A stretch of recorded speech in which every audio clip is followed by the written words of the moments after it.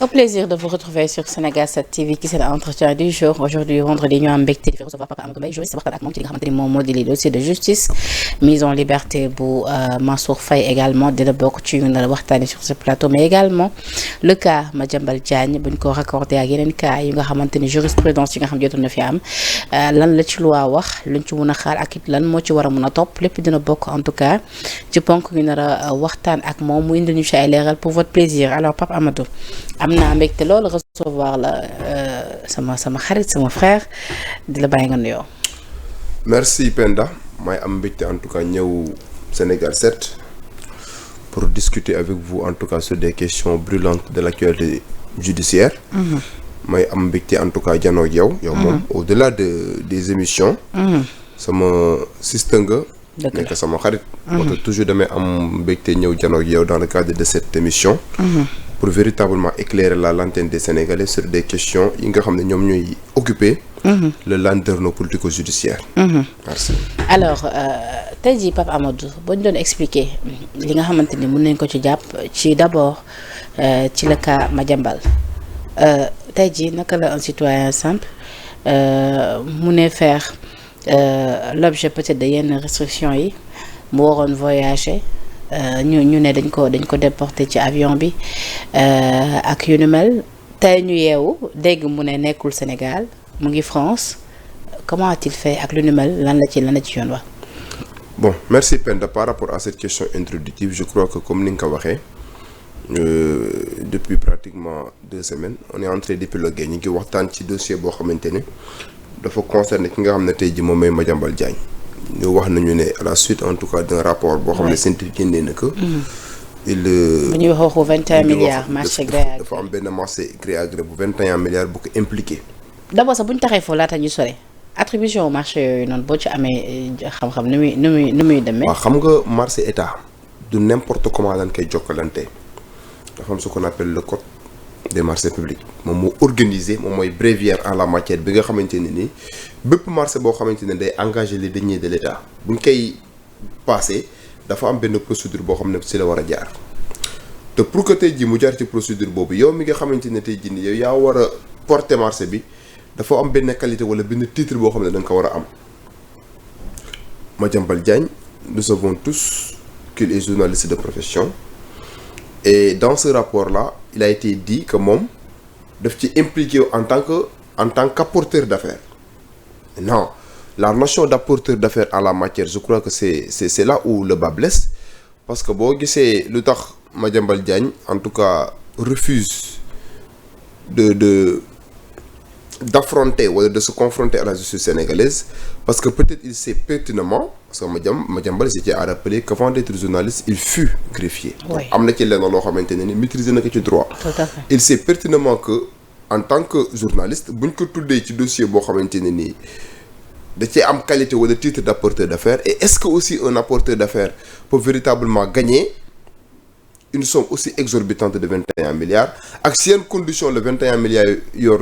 21 milliards yi transité dans son compte ban ciy dégg aujourd'hui ni sa femme et ses enfants. Donc mu nekk assez d'interrogations yoo xamante ne qui nous laisse perplexes et nous savons tous que qualité boobu noonu nga xam ne moom mooy apporteur d'affaires mënu la permettre dans une transaction boo xamante ne day impliquer les deniers publics nga gagner ci une somme aussi exorbitante ça pose problème moo tax bi nga xamante ne dégg na ne il a été cité en tout cas dans ce rapport-là et que à la suite de ça pour faire la chronologie des événements bëggoon na voyager et il a été éconduit biñ ko éconduire moment boobu noonu je l'ai dit tantôt kenn mënu ko woon a yóbbu prison parce que il ne faisait pas l'objet d'un mandat moment bi muy voyager notifié nañ que une mesure d'interdiction de sortie du territoire ce qui est normal d'ailleurs parce que à partir du moment am na benn rapport bu la épinglé loolu day nekk motif day nekk base légale pour que nga bañ a quitter le territoire sénégalais bi mu demee on lui a notifié parce que mais pourquoi notification bi jotul kon avant même muy yegg si aéroport bon ça dépend xam nga bu fekkee bu fekkente ne par exemple. parce que xam nga lu ni mel nekkoon na problème même ci yeneen autorités yi nekkoon sous Macky Sall bu ñu daan voyager après dañu wax ni yooyu notification lu ñu leen waroon xamal la. waaw xam nga boo jëlee kaw Mansour Faye moom bosam dafa amoon benn illégalité bu ci amoon man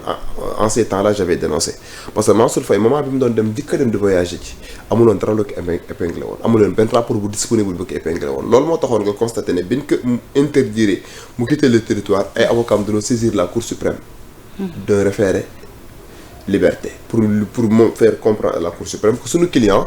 interdire nañ ko parce que la mesure d'introduction est un acte administratif dafa war a am base légale administration mënul tëb nii rek wax ne par exemple diw dama koy interdire mu quitter le territoire sénégalais non dafa war a am base légale. moo tax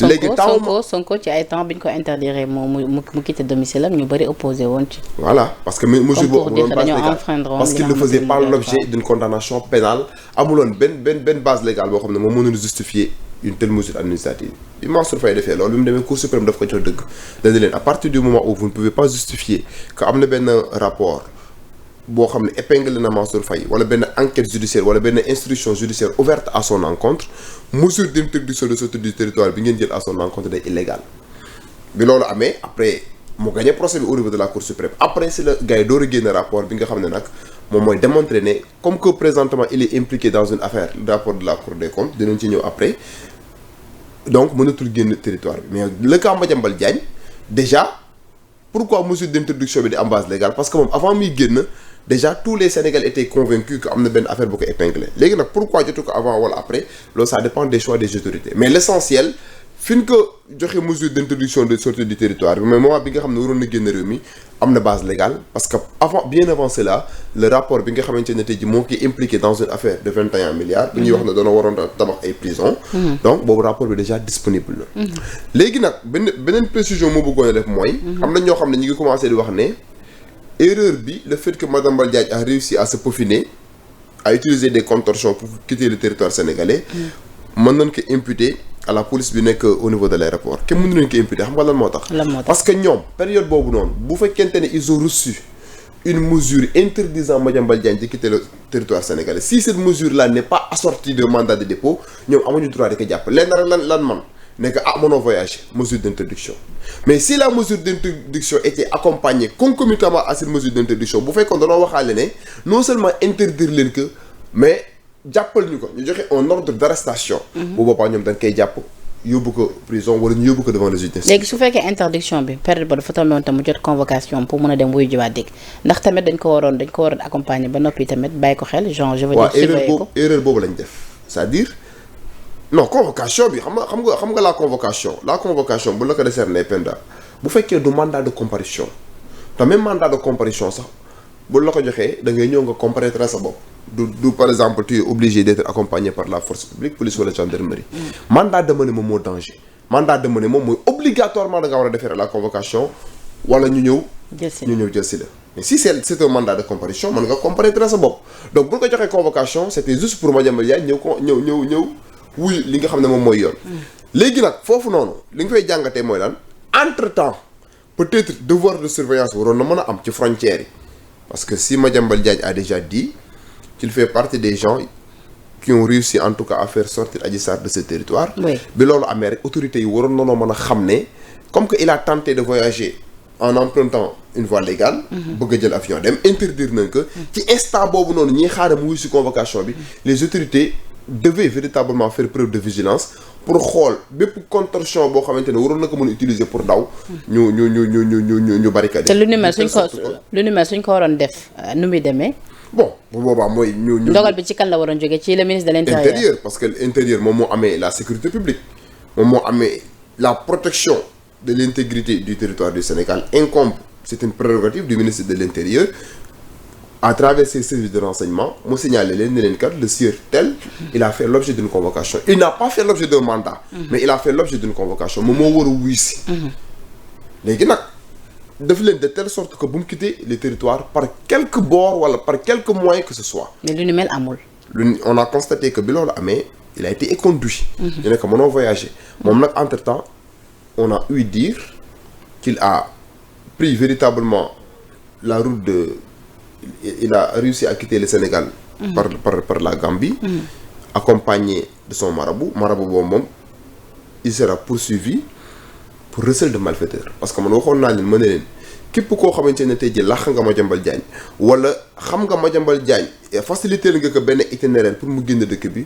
tu tomberas sous le coup de la loi pénale qu'on appelle le recel de malfaiteur. waaye marabu bi léegi bu dee marabu bi yëgul woon nii parce que am na ñoo xamante ni ñoom dañu suivre information. non mais le seul fait que tey jii ñu ne moom ñu ne par exemple impliqué nañ ci marabu bi c'est parce que buñ ko jàppee rek enquêteurs yi am na ay éléments probants qui démontrent que marabu bi nekkoon na en connivence en complicité avec Madiambal Diagne wala mu faciliter que tey jii nii kat mu génn le Sénégal en passant par la Gambie bu ñu jàppee marabu bi rek c'est parce que les enquêteurs après avoir pisté en tout cas les contorsions yi nga xam ne utilisé na que constaté nañ ne il y a une connivence une complicité boo xam ne am na entre Madiambal Diagne et le marabout te loolu nag boo amee da ngay tomber sur le coup de la loi pénale pour recel de malfaiteur. mais au-delà de même de kaawu Madiambal bi sànq maa la koy wax am na ay jurisprudence yu fi am Juan Branco dugg si na fii. déguisé après ñu ne ba muy dem tamit jaar na Gambie ak yu ni mel maître Ngagne Demba Touré fii lañ ko woolu ñu gis ko ci ay gaal muy gàddu ay bonbon dem ca Mali Omar Sarr defoon tamit pareil est-ce que lu ni mel rek waru woon tax ñu gën a renforcer li nga xamante ni moom moo di suñu sécurité ci wàllu bu mel ci ñi nga xamante ni yoon da leen soxla war leen déglu. xam nga Penda question bi ngi posé dafa am solo parce que au-delà de la personne de Madiambal Diagne dañoo war a interroger la porosité de nos frontières et je tiens à dire que Bismarck moo doon wax ne un pays fait son histoire mais subit sa géographie. Nous subissons la géographie du côté du Mali nous subissons la géographie du côté des deux Guinées li ma ci bëgg a jàngat mooy il y a une question géopolitique boo xam ne day posé wu sur la place ban question la mooy bu fekkente ne Sénégal mënoonoo constater ces 2 ans là que ay nit yoo xam ne ni dañ leen di topp ci yoon ils ont réussi à se peaufiner entre les mailles pour échapper est-ce que tey jii cette ceinture de feu qui nous entoure ñuy wax de temps en temps les attaques djihadistes nga xam ne mu ngi guetter le Mali est-ce que tey jii nii il n'est pas encore temps de se poser la question est-ce que l'intégrité de notre territoire n'est pas menacée parce que tey bu fekkente ne par exemple un citoyen civil lambda peut réussir véritablement à échapper à la vigilance et au contrôle des services de renseignement ak suñu service de renseignement yi ñun xarañee loolu day interroger une autre question géopolitique boo xam ne ce n'est pas la première fois voilà donc de ce point de vue là je crois que au niveau du ministère de l'intérieur war nañoo mën a jëlaat les devants def de telle sorte que en tout cas suñu frontière bañ a nekk leen na loo xam ne bañ a nekk benn échappatoire à chaque fois que tey jii nii nit am possibilité génn facilement dëkk bi utiliser ay contorsions en empruntant la voie terrestre jaar ci frontière dem yoonam loolu buy continuer di am rek mën na nekk leen na loo xam ne day fragiliser l'intégrité du territoire sénégalais et quand ça fragilise l'intégrité du territoire sénégalais avec cette ceinture de feu qui nous entoure mën na nekk leen na loo xam ne ñu masul ñeme Sénégal mën nañoo commencé di ñeme Sénégal Ngagne Demba Touré de moom soloon na mayrus bu ñaaw sax gàddu ba ay mbiskit baabaam non xam nga par rapport au cas mon cher ami Ngagne Demba Touré ñoom ils ont été victimes ñoom seen cas bokkul ak kaaw Madiambal bokkul ak kaaw les gens yi nga xamante ne nii daw nan parce que ñoom ils étaient véritablement sous la menace d'une arrestation illégale et arbitraire loolu moo leen conduire à ce que ñu utiliser des contorsions pour daw mais ñii nag c'est des rapports ñoom ñoo leen épinglé ñu am véritablement obligation munti épinglé daw moom moo warul juste bu la soxla da nga war a dem répondre loolu laa d'accord peine d'autant plus que pour le cas Madiambal s'il est un gentleman agreement yow mënuñoo jàpp say doom jàpp sa jabar say doom ak sa jabar même bu dul yow au-delà de ça mais c'est la famille cette famille-là elle mérite d'être assistée. mais justement ci côté jàpp gi ñu jàpp soxnaam ak ay doomam ba ñu ne kenn ki sax dañ ko intercepté karang ak montant bu toll ci 1 million. am na sax ñu ne beneen chauffeur bi nga xamante ni moo ko yóbbu woon tamit wóolu nañ ko est-ce que tey jii même su fekkoon nekkul ñoom tamit nee nañu dañ leen dégg ci ay rapports yu nga xamante ni soxna si gérante la ci woon ak yu ni mel mais même su fekkoon loolu amul ndax tey jii c'est permis booy rechercher benn Pape Amadou Mbaye gisoo ko nga téyegum li nga xamante ni moo di njabootam. dama ko yàgg a dénoncer te loolu droit waxu ko moom laa wax hier j'ai dit que bu fekkente ne jàpp nañ les enfants de Madiambal Diagne ak sa femme c'est parce que ñoom dañoo am benn degré d'implication par rapport à ce dossier-là mais bu nu amul benn degré d'implication code pénal permettre ngay rechercher nit ki mënoo am ci moom accès nga téye un membre de sa famille loolu c'est une pratique boo xam ne parfois ñu ngi koy constater Sénégal mais légalement baaxul parce que la responsabilité pénale elle est individuelle et quand on dit que la responsabilité pénale elle est individuelle mooy man su ma defee ab infraction su ma defee am njombe man maa war a encourir toutes les sanctions yi nga xam ne dafa am par rapport à cette infraction. Nous ne sommes pas en matière civile où parfois mën na am la responsabilité du fait d'autrui en matière pénale il ne peut pas y avoir